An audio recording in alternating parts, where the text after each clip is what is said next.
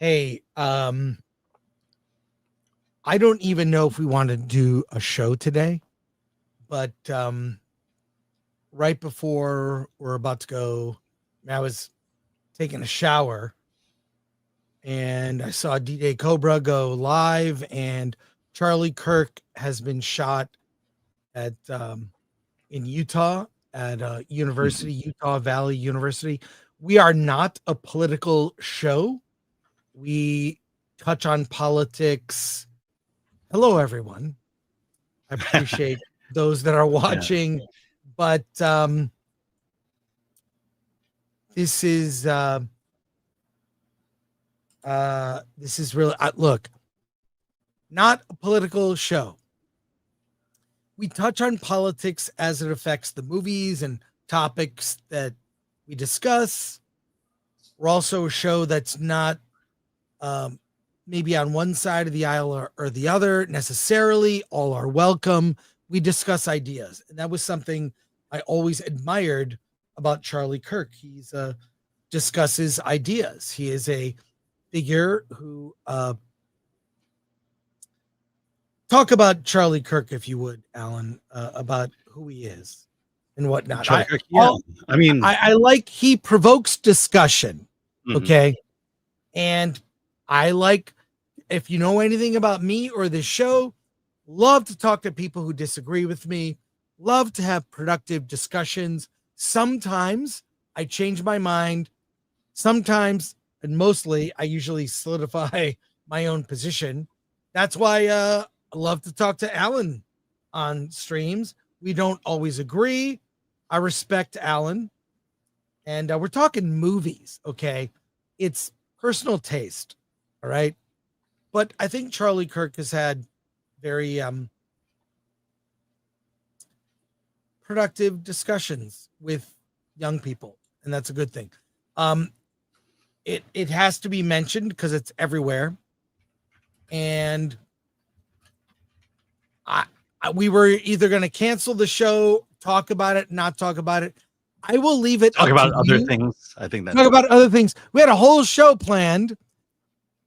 You, our audience, will decide what we should do. We can cut the show short. We can have a chat. We can discuss this topic. We can go with our news stories. Come up with a way to determine that. But Alan, I want to hear your thoughts. yeah. I mean, yes, who he is. I've known him as the I guess one of the founders of Turning Point USA. They just go Yes. into, my understanding is they go to college campuses and just have kind of open debates. And he's, I admire him just for going into the belly of the beast, Yeah. just talking about issues. He understands his issues a lot better than I understand my issues. And he has a debate. People chat. No one, it's, this is my side, this is your side. I'm going to challenge your side. Um, and he's one of those types that just lets people disagree with him up front, up to the front of the line. That's not a reason to shoot someone. This is the thing is the moment I heard the phrase "punch a Nazi," I knew we were going down this rabbit hole. To Yeah. where, yeah, if you could punch a Nazi, then you can shoot a Nazi. You could shoot people who disagree with you. They tried to kill Trump. It's like the thing about America is that we're a forum for ideas, and the best ideas win, and that's how it should be. But what to me, what politics has become is the attainment of power. It doesn't matter what you believe, you just want the power. You have the ability to write laws, control people. But the way my daughter's taking government right now, so we're kind of in the middle of what the founding fathers had originally established, and it's the idea of checks and balances, the fact that no one person has all the power. And I still much it's the best system of government in the world today. All I can say is this: I loved Charlie Kirk's debates. Mhm. I thought he was an inspiring figure at a time when young people have very few figures to look up to. Mhm. He engaged in, I believe, healthy debate, but while remaining strong in his own convictions. And I can't say I agree with him 100%, but I agree with having the debate, which is something I know from colleagues in our sphere, Alan, Mhm. that uh you know, they're not willing to engage. They're not willing to engage. And it's I'm going to talk about a movie in a couple. I'm We are going to do more edited videos because I really want to make my points in a stronger way. One battle after another. That's a movie that is going to be worthy of discussion. Probably going to win Oscars or at least get nominated. I have a lot of issues with that film. Couple things. I'm going to let the chat decide. Should we do a poll? Should we do a poll, Atomic Lori? What do people want to do? I'm just like, we have a list of topics. Let's look at our topics. Back to the Future, Dust Bunny trailer reaction. What's in store for Superman Man of Tomorrow?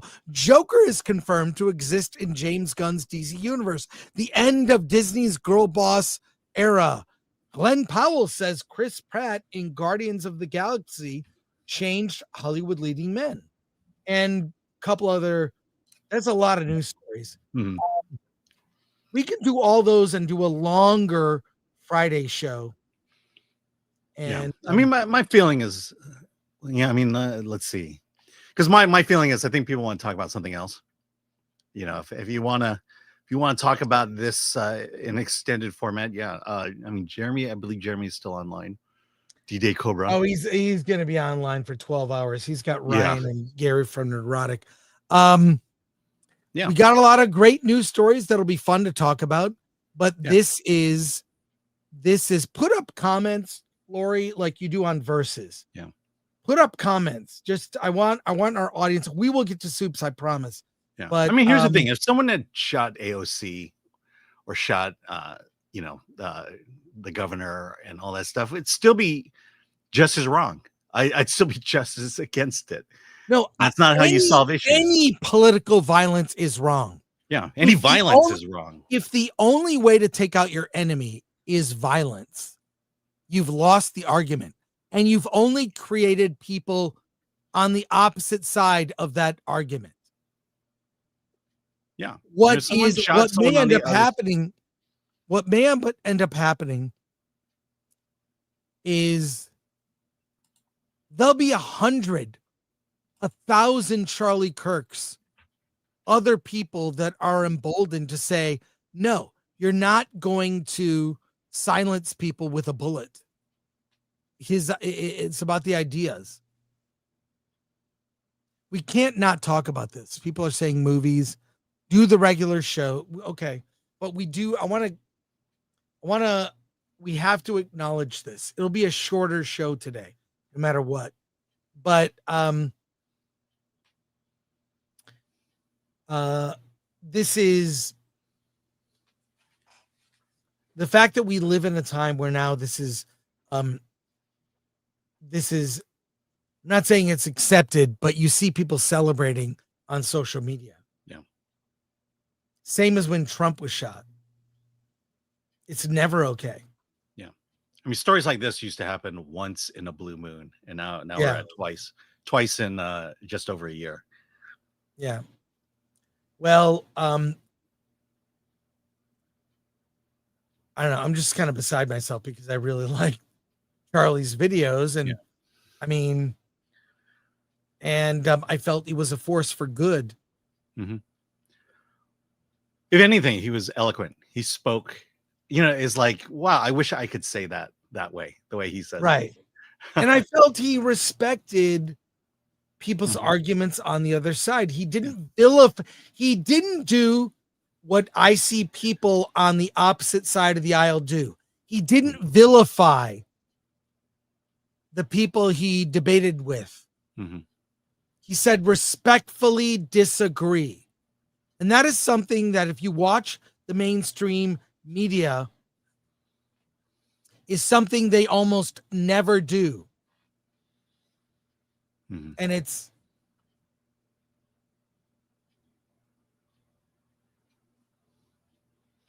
Yeah.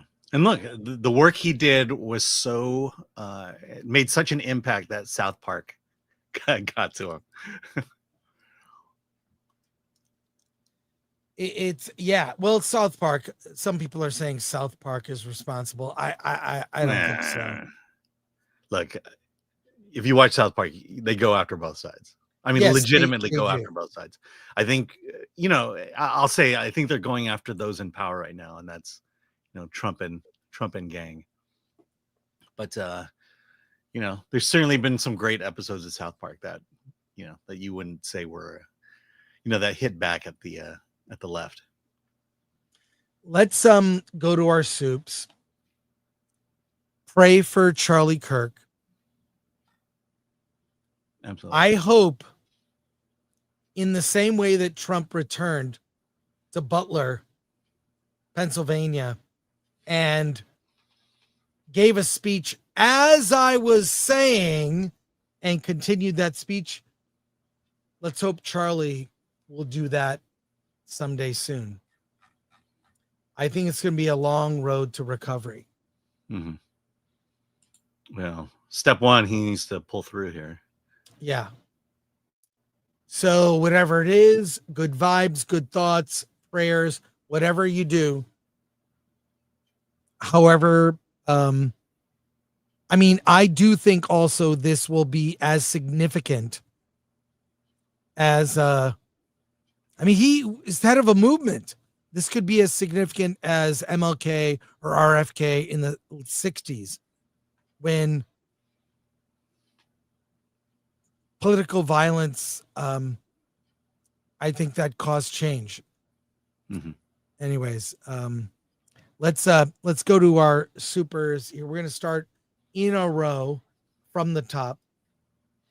All right, here we go. Press M to start for 5.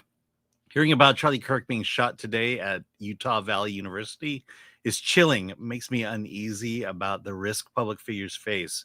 You guys stay safe. Thank you for that. Thank you. Thanks, Press M. Continuing down. Sorry, Alan. Sorry, just Pilgrim Media for 2. FYI, the hornet's nest has been stirred. Just saying. Well, when you see people, I saw a clip from, it was either CNN or MSNBC of someone saying it might have been a fan firing off a gun in celebration. You freaking morons. Thank you, Pilgrim. Yeah. Lord Khan for 2. I'm here, Chris Gore. Keep it going with you 100%. MK Solid. Hello, Thank people. you. This world is insane. Yeah. Yeah, it is insane now. I really blame the media more than anything. Yeah. Well, I don't want to blame a specific party, but I'm blaming a specific party. Yeah, and I agree with you. Yeah. I mean, look, you don't see guys in hoods walking down the street shooting people. From Nicholas Gore Charlie Kirk passed away. Atomic Laura, yes. Let's see.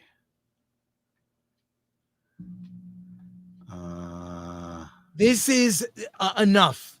Enough. Hang on. Okay, I'm still. Let's see. I'm looking on X because I can't get to other things, but let's see. Let's see. Fox hasn't changed anything. Let's see. Let's see what CNN has to say. Yeah, I think the stories I'm seeing at the moment have not still say he's alive. Let's go back here. Yeah, but as far as I can tell, I think let's see.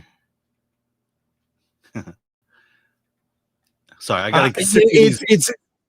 Is it confirmed? It's not confirmed. Okay.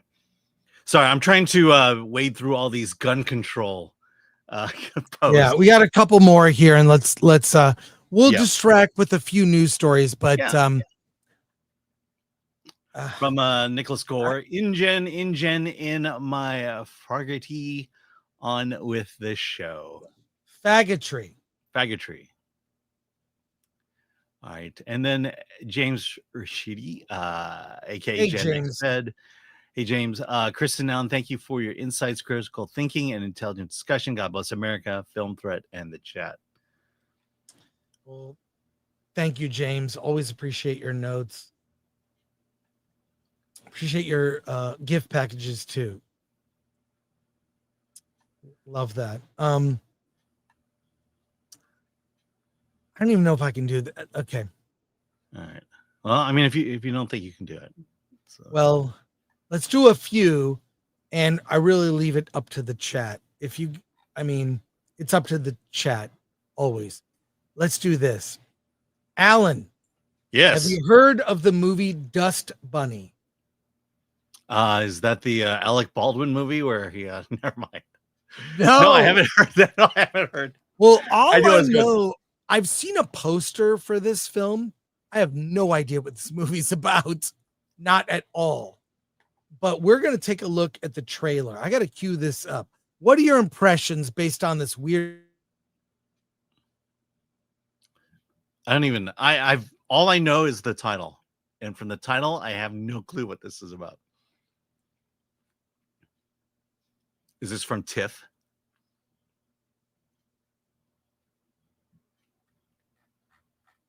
It looks pretty, I don't know.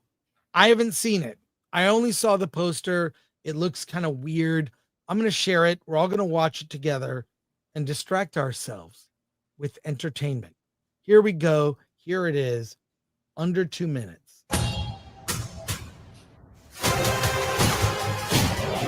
Good cast. Sigourney Weaver, Mads Mikkelsen. I think I have seen this.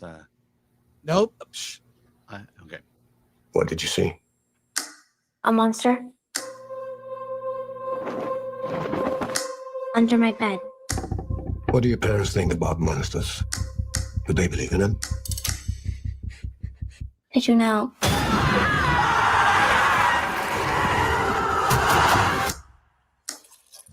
Is that enough to kill a monster?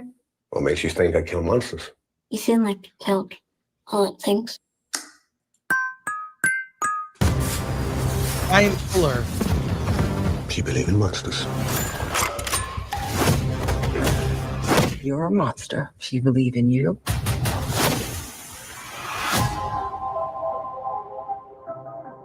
A monster didn't need your parents. Those were men. They came to kill me.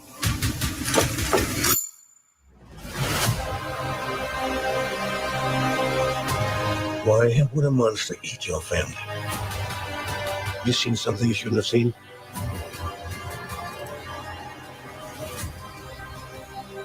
I know it's real. You think you know? You think you know.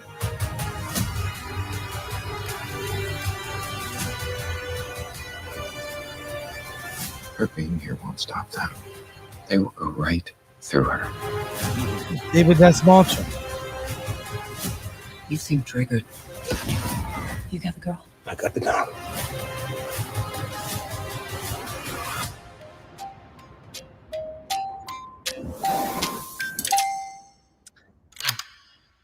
Okay, that looks like a very odd, fanciful, almost Tim Burton-esque type of film about a girl hiring an assassin to kill monsters under her bed.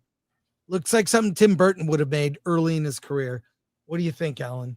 You know, I think for me, Mads Mikkelsen is getting into star status where I will see a movie, any movie that he's in. I mean, that interesting idea, which is always a good thing for a movie. Give me something original. and make it a little bit. You got the kid to make it endearing, and then you got Mads to just bring the. And David Dastmalchian again. He's. I'm glad he's working. He's like a good luck charm. Mm-hmm. He's like a good luck charm. So there you go. Let's move on. What's in store for Superman, Man of Tomorrow? James Gunn recently announced on all of his social media that Superman is coming in July 2027. The sequel to Superman. I would say it's probably more of a follow-up to everything in the DCU. But James Gunn spoke with Howard Stern, a show that's still on. Yeah, but they still have not made an announcement either way. About Howard Stern. Let's go on X. Here's a 1-minute clip of James Gunn talking about it. Stern is famous for being a comic book superhero fan. Let's hear what they have to say. I'm going to turn this up here all the way. Here we go. Ready?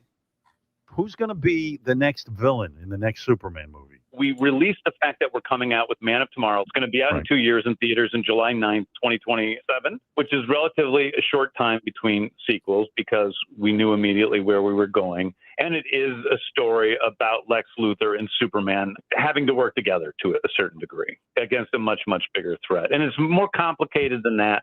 It's as much a Lex movie as it is a Superman movie. I relate to the character of Lex Luthor, sadly. I do relate to Lex Luthor in the sense that I would be so jealous if there was in reality a Superman. He's God. Yeah. He can do whatever he wants.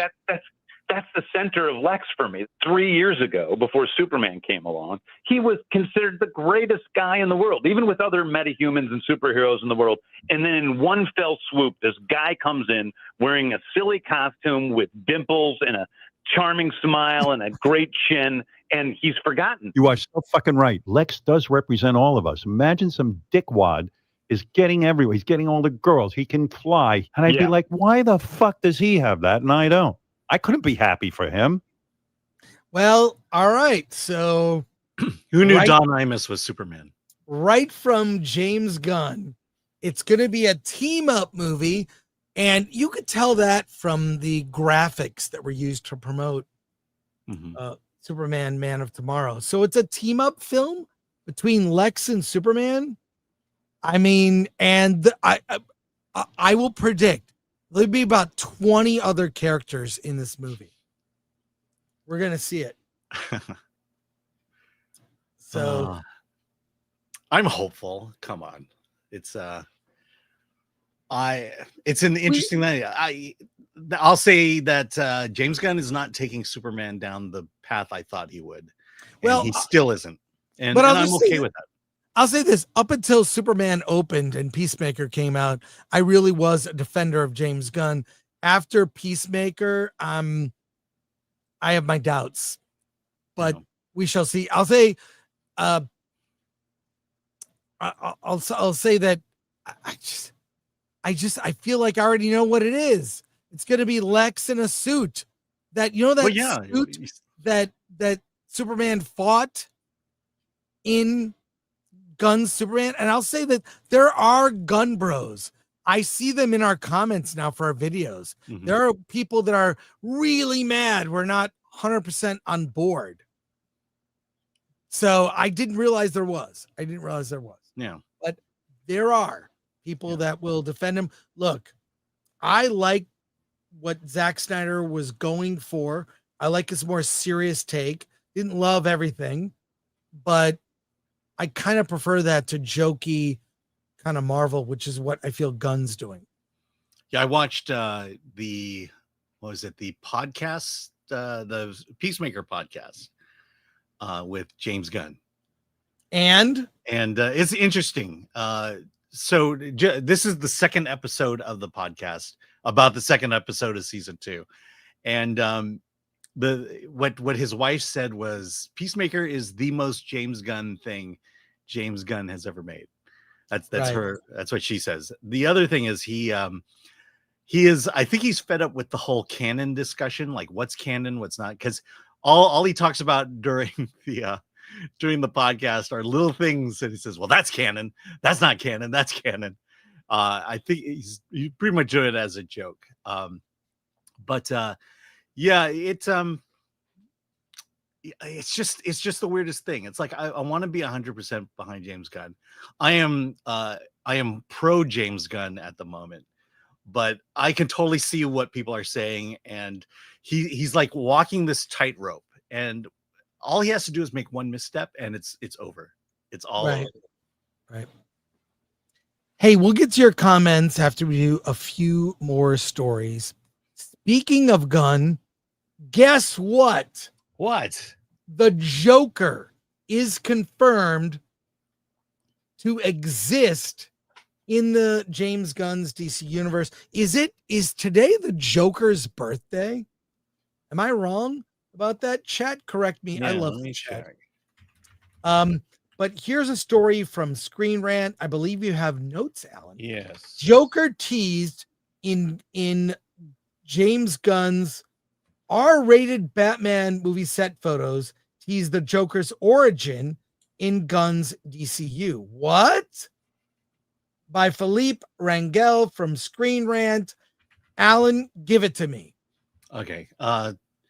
So here we go. The new DC universe is laying the groundwork for Gotham City's future, and the Joker's shadow is already looming large. Batman's first DC movie, The Brave and the Bold, will introduce Bruce Wayne's son Damian in his live-action debut, while bringing the Bat family to the forefront. James Gunn's vision is clear. He wants the DCU slate of projects to develop Gotham City in exciting ways, with multiple heroes and villains shaping its identity. Some villains are already confirmed. Clayface is getting his own movie. Peacemaker Season 2 introduced White Rabbit as a potential anti-hero. And Creature Commando featured Dr. Phosphorus, who Batman himself stopped. But said photos from Clayface have sparked the biggest buzz yet. Graffiti reading, "The Jokers" has been spotted, hinting that the DCU has a version or possibly multiple versions of the Clown Prince of Crime. The Jokers could refer to a gang inspired by the villain as seen in past comics and adaptations, or to the Three Jokers storyline from DC Comics, which introduced multiple incarnations of Batman's arch nemesis. Either approach would give the DC Joker a fresh twist after years of live-action portrayals. The Clayface set also reveals Gotham's location, like Wayne Manor, Arkham Asylum, and most notably, Ace Chemicals. I like that. The site where the Joker famously fell into a vat of acid, leading to his white skin and descent into madness. With the Bat family and possibly Jason Todd confirmed in The Brave and the Bold, the article suggests the DCU could be the classic storyline where the Joker begins as the Red Hood criminal before the tragic transformation. Well, I, for one, am excited. Different incarnations of the Joker. Of course, we have Cesar Romero, which was awesome. The best Joker. Yeah. Jack Nicholson. Second best Joker. Heath Ledger was, Joker. to me, Heath Ledger is the GOAT. I mean, Jared Leto. Over Cesar Romero? Yeah. Jared Leto, probably the worst. But no, I like to see, everyone has interpreted it slightly differently. So I'd like to see, might be fun, but I don't know how you're never going to top Heath Ledger. I'm sorry, not going to happen. So there you go. All right. More news stories. A quick thing here. I know people said no AI slop, but Back to the Future is one of those pure franchises. The films are being re-released in October. Actually, if you've not seen Back to the Future on the big screen this October for the, 40th anniversary of Back to the Future is October. It is going to be back in theaters. But I fear, and even though Bob Gale, Bob Zemeckis have said, we're never going to reboot it. We did, look on our channel, someone wrote a pitch for a race-swapped Back to the Future 4. It would have been terrible. I think that was the joke. but there is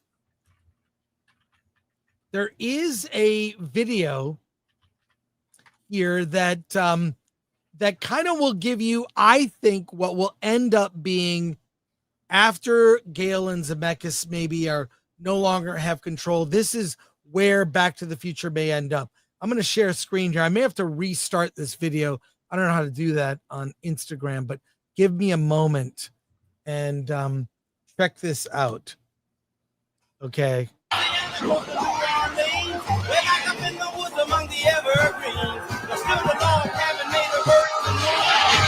What? Who never ever learned to read or write so well. If you're seeing this live, you're going to get to hear this music. After this is over, we'll replace it. You know what's so funny? If the series had continued, this is what's going to happen. The Wright brothers at Woodstock. Where's that? A castle? In Russia? Where are they? It's one of those weird. They're with Marilyn Monroe in New York City in the 50s. Jesus. They're with Jesus. Is that Jesus? Yeah, with Jesus. With Freddie Mercury at a Queen concert. They're building the pyramids. Oh, there's the Mayan. With MLK. There they are with Indians. I mean, they're at January 6th. What? Are you watching this? I feel like they could do something like that at some point in the future. I feel like we may be stuck with the fact that something like that may happen as rights holders, are forced to allow this to be in the world in a way that they would not like. Mm-hmm. I'm not in favor of it, but I'm so glad there's not been a reboot, but there have been video games and other stuff. Rick and Morty is a ripoff of Back to the Future. Let's be fair. Yeah. Alan, what are your thoughts? Yeah, I mean, let's put it this way. You have the Back to the Future trilogy. That is a trilogy we know and we love. Unlike the Indiana Jones trilogy. Well, when you do a remake or a reboot or sequels, you tend to taint the product a little bit. Toy Story trilogy. We could talk about all the great trilogies, and the moment they try to do a sequel, it's no longer a great trilogy. For me, I've not seen Dial of Destiny or Kingdom of the Crystal Skull. It is the Indiana Jones trilogy, and that is the only 3 movies in my memory at the moment. Yeah. I'm seeing reliable sources, Breitbart and others, reporting that it's multiple sources now that Charlie Kirk has passed away. I'm looking on X, and if you go to recent, latest, there are other outlets reporting it.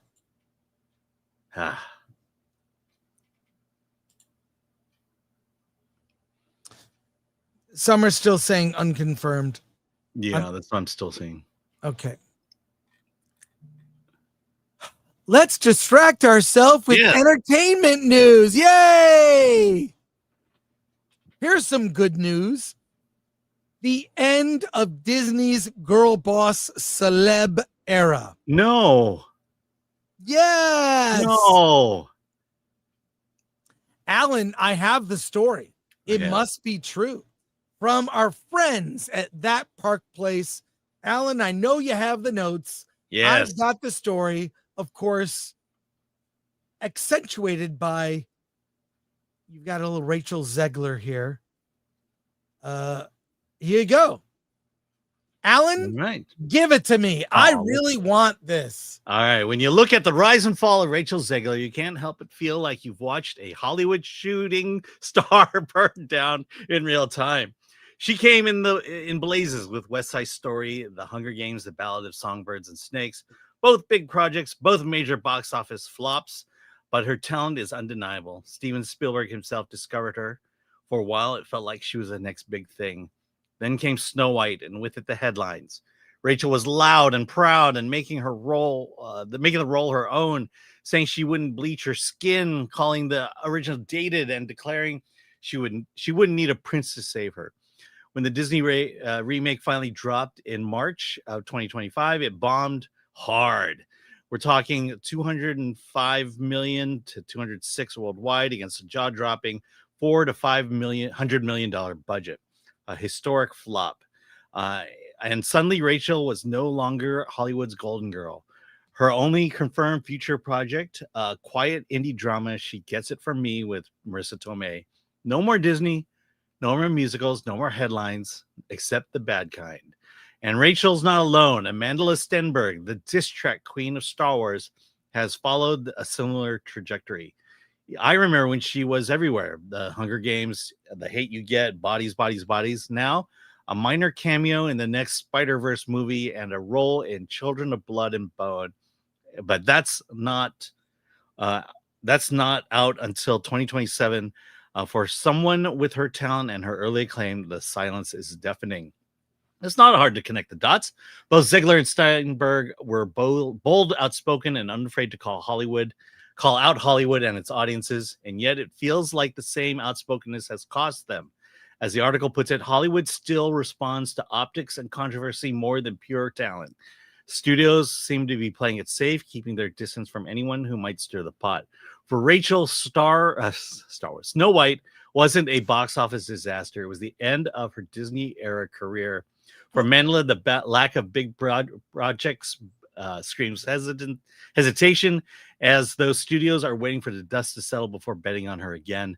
Both careers now feel like cautionary tales, reminders that in the postmodern Hollywood, being talented isn't always enough if you make the wrong kind of noise.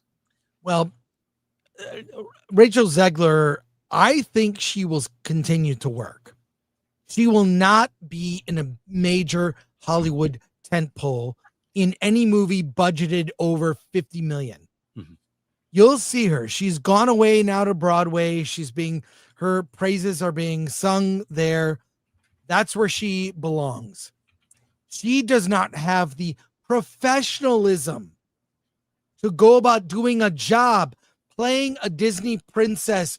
You are that character on screen and off screen. You act accordingly. She doesn't know how. And in addition, audiences don't like that kind of character.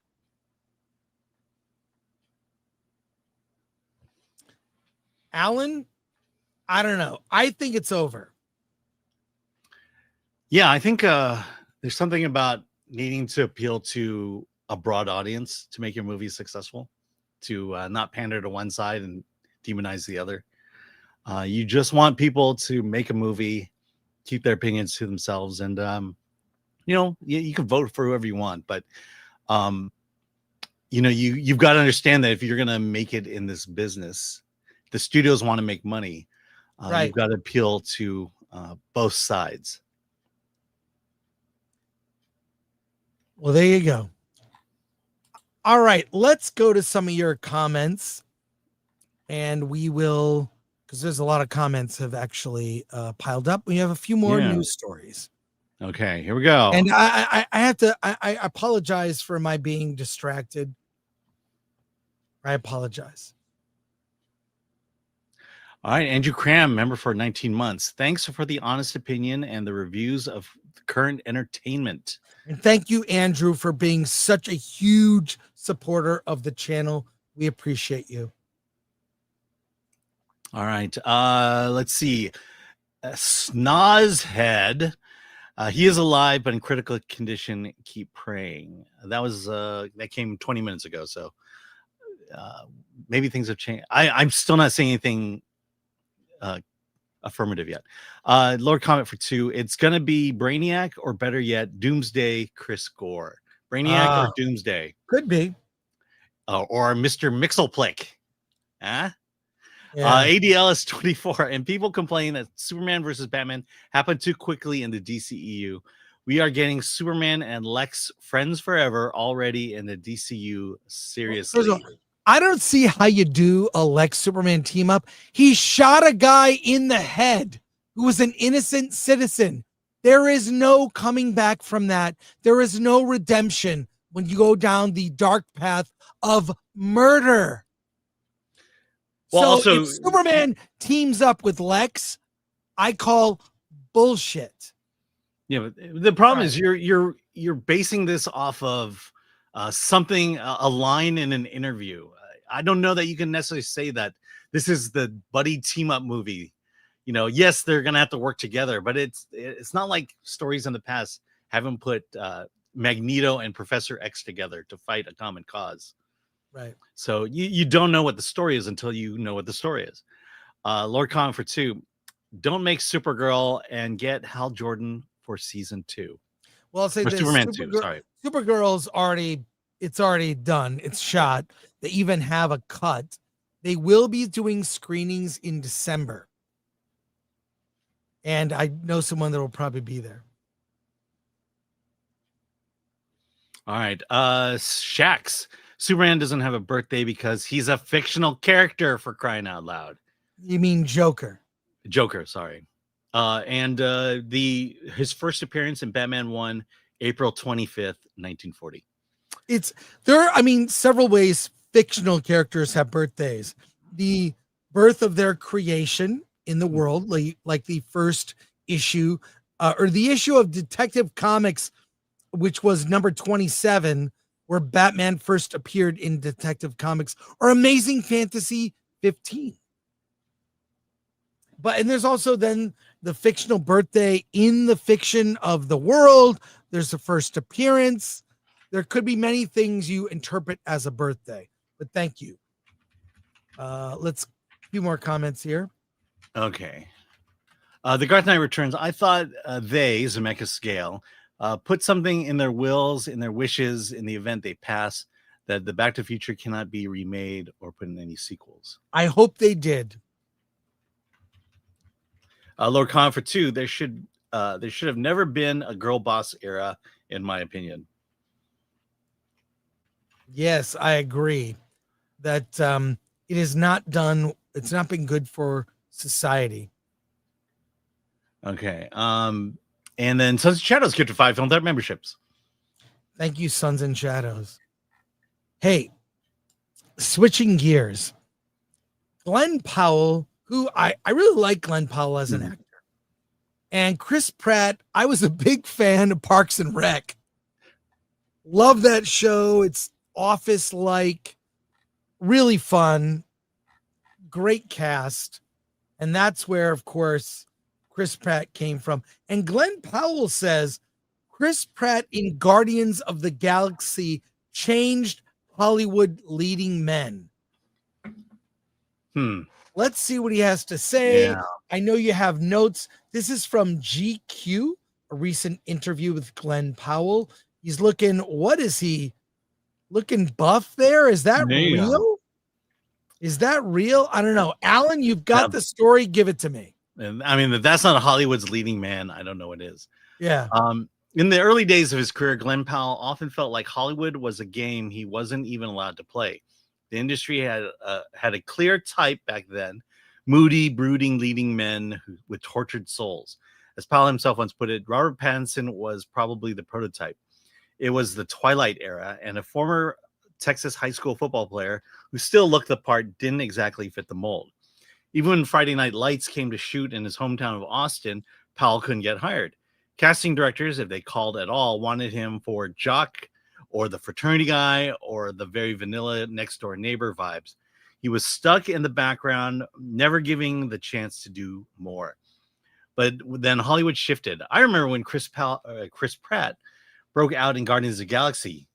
There's no doubt it really helped. It not being broody or dark like I'm not Christian Bale. Christian Bale has gravitas and weight, and Pattinson has this thing.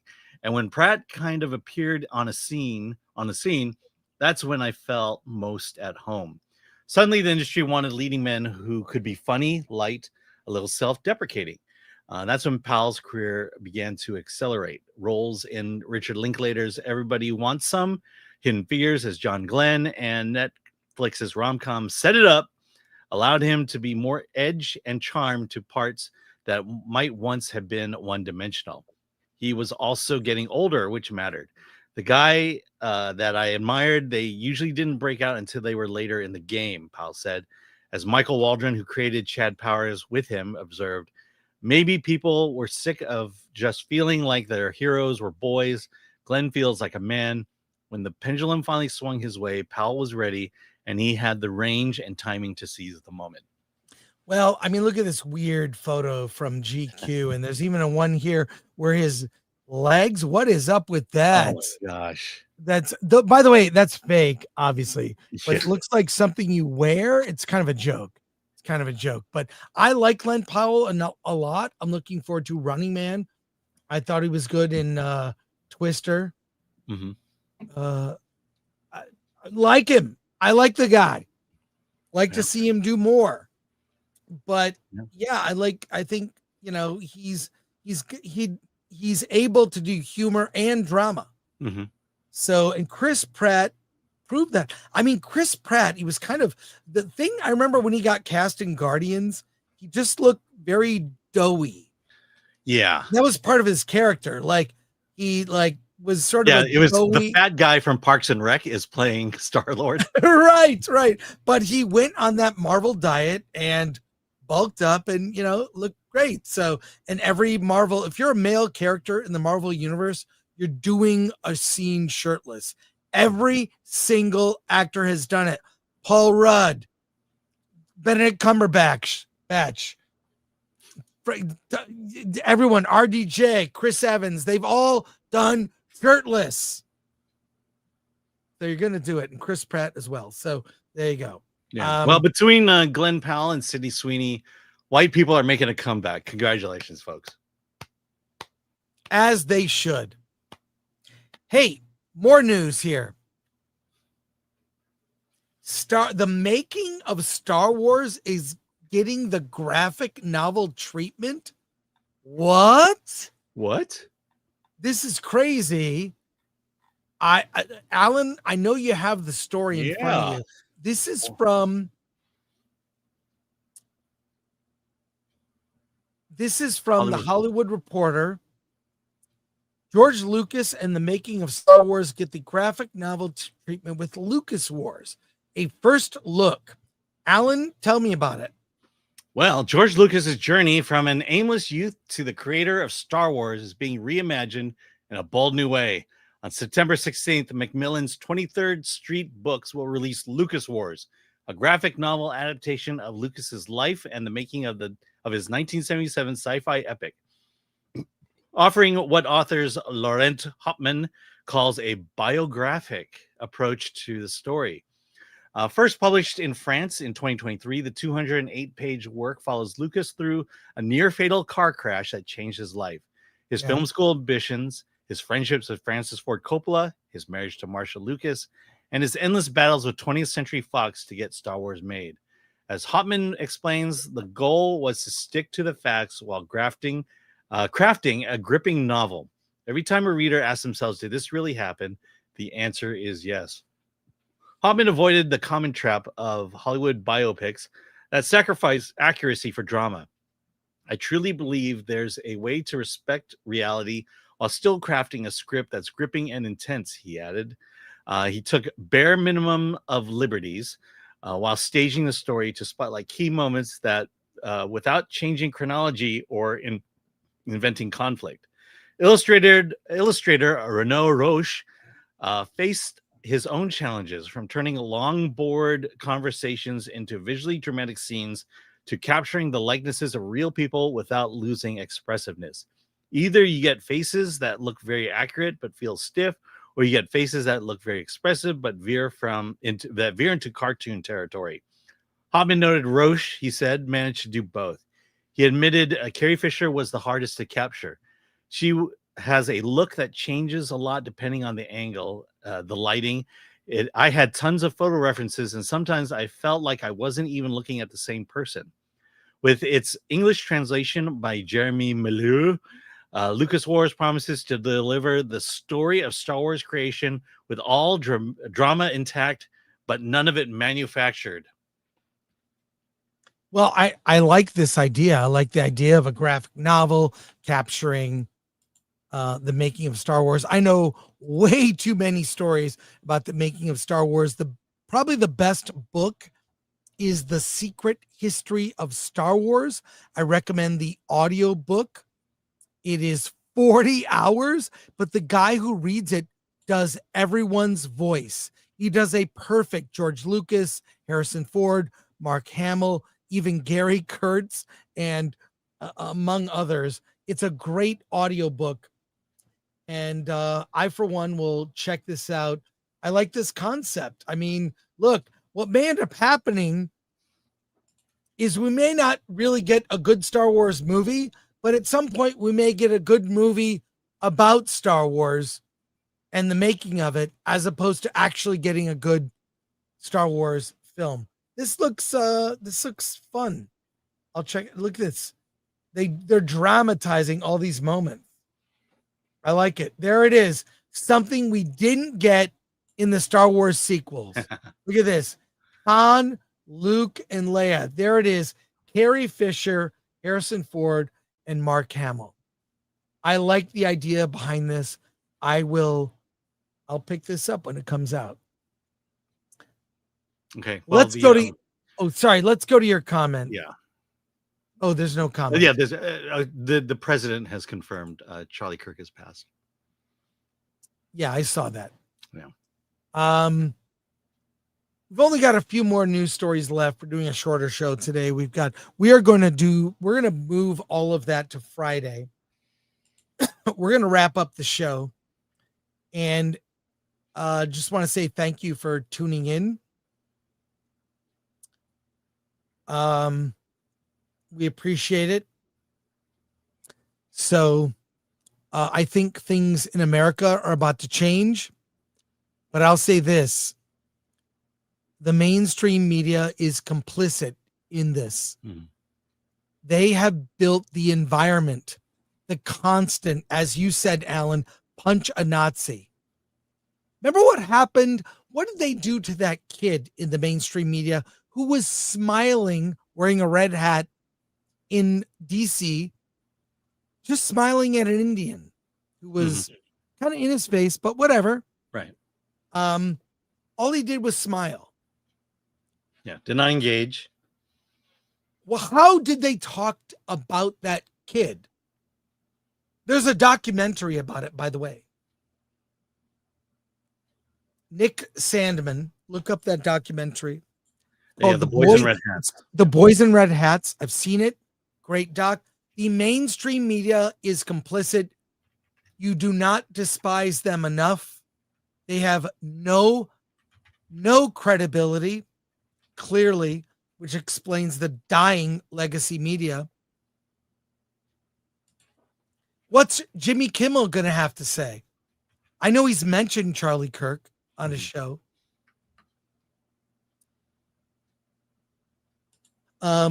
So this should give everyone pause. All I can say is the mainstream media they may as well have just pulled the trigger.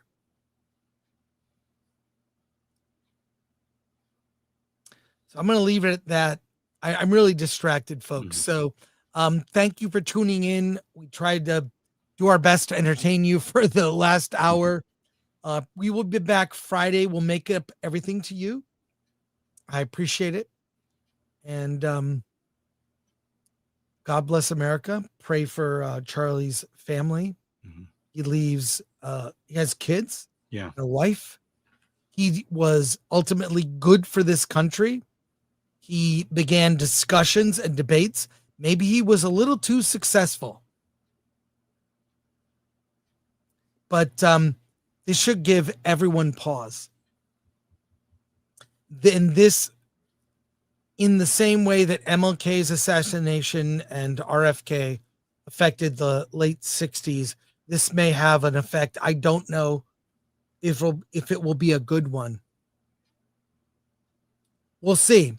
We'll see if there is some awareness of the usual suspects in the outlets, or how the New York Times reports this. Mm-hmm. Anything that you'd like to add, Alan? Yeah, shout out to MS Now. You guys are idiots. Looks like Newsom has condemned the assassination. Good for him. Don't know how much it means it, but or how much he'll put an end to it in the future. You mean his podcast guest? Yeah, his first podcast guest. That was a great episode. Not for Newsom, for Charlie. He was able to express his views. This is where we are now. Mm-hmm. This is where we are. When you can't win an argument, swing away. Yeah. When you resort to violence, your argument is lost. Your points don't matter. It's because you cross that line to violence. It means you can't debate your side. Mm-hmm. You're the issue. We're going to leave it there. And we're going to leave it there. And thank you so much for tuning in. We'll see you on Friday. So take care, everyone. Take care.